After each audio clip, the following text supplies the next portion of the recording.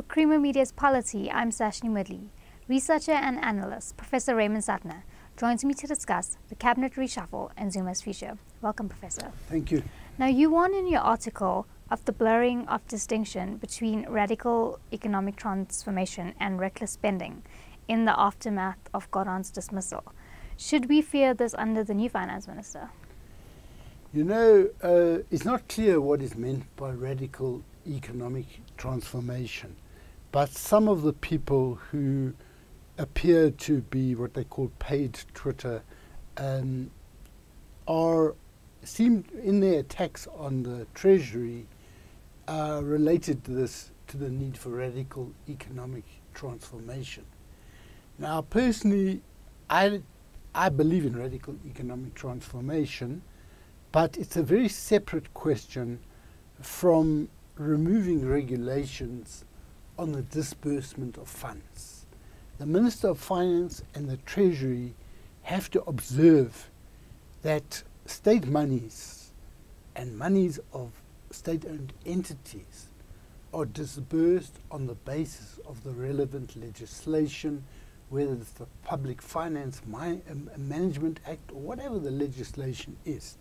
If it's to do a straightforward matter, which is nothing to do with radical economic transformation, or what purports to be transformational, all of those have to follow procedures.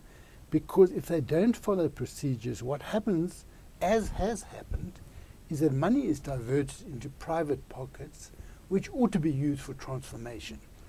And it's not only the people who support Zuma and the Guptas who have been saying this.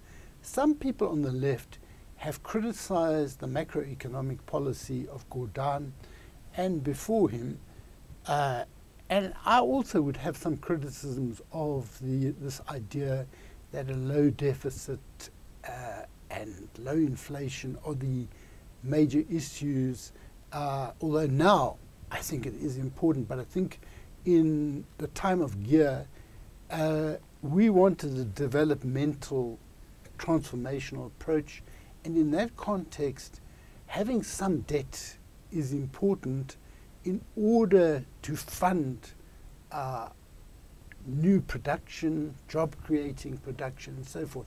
And that doesn't come from Marx, it comes from Keynes and people like that. And that was part of the early ANC thinking.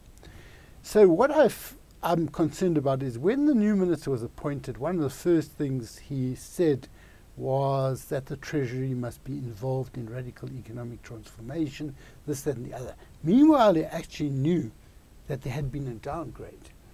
And a few days later, he said radical economic transformation, but continuity.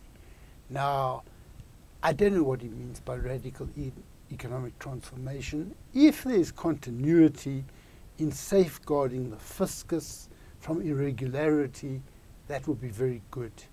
And I think it is a good idea for the Minister of Finance to be very cautious in his statements. Because when the Minister of Finance makes statements, they're being watched by investors, they're being watched by rating agencies, they're being watched by business here. And the Minister of Finance should build confidence in these people and not use unnecessary phrases whose meaning is ambiguous, like white monopoly, capital, and radical economic transformation. Must concentrate on running that Treasury. He's already losing the Director General. He may well lose other people, and it makes people worry. He brought in 28 people, and one of them has got links that are a little bit problematic. I am not saying that this means that the minister cannot succeed. I hope, you know, in America they always say, even if you have an extreme president, the president still veers towards the center. Now, we have not had a situation like this where someone has displaced a respected finance minister and made these sorts of sounds. I hope things will stabilize.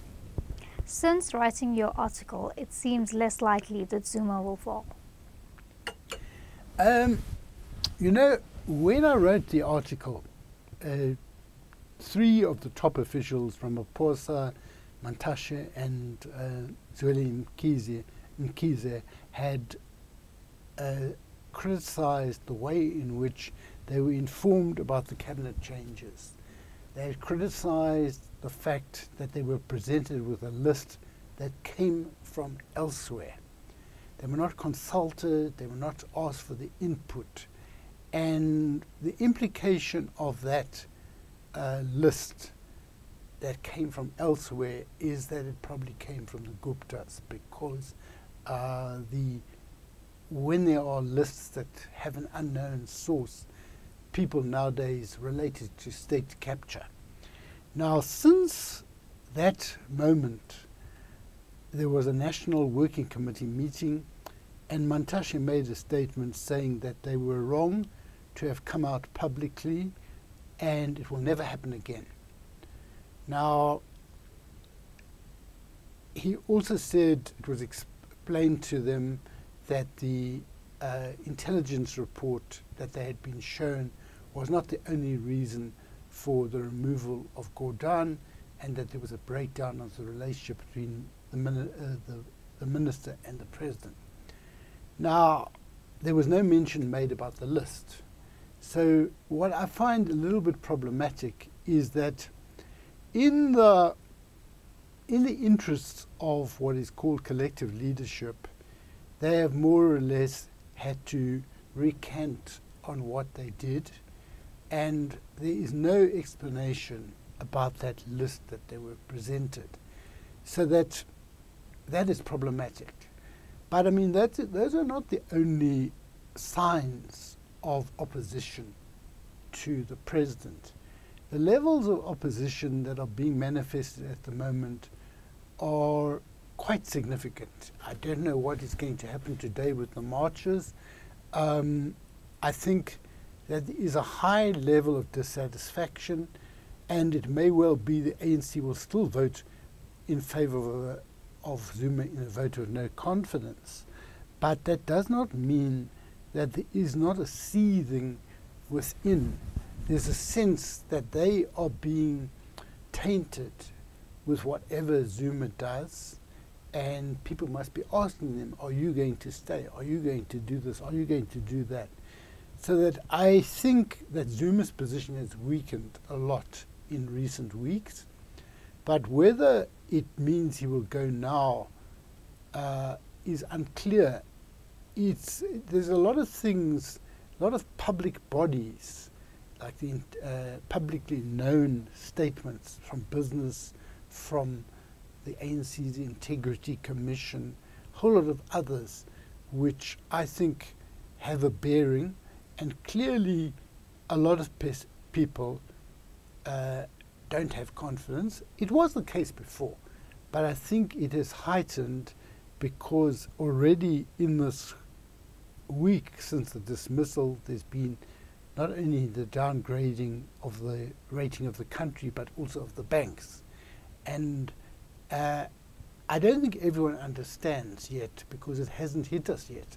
But all of this is going to hit not just the whites, not just the wealthy, but it's going to hit the poor, because the value of the rand is already significantly lower than it was before, and borrowing is going to cost a lot.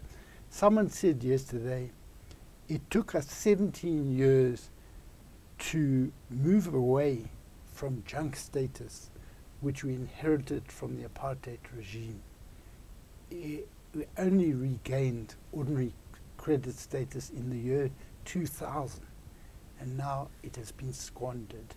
And I think when there's going to be this seething, but the more people who understand what it means, I think the more likely it will be that the ANC must be wondering what it means to go into an election with this albatross of Zuma around their necks.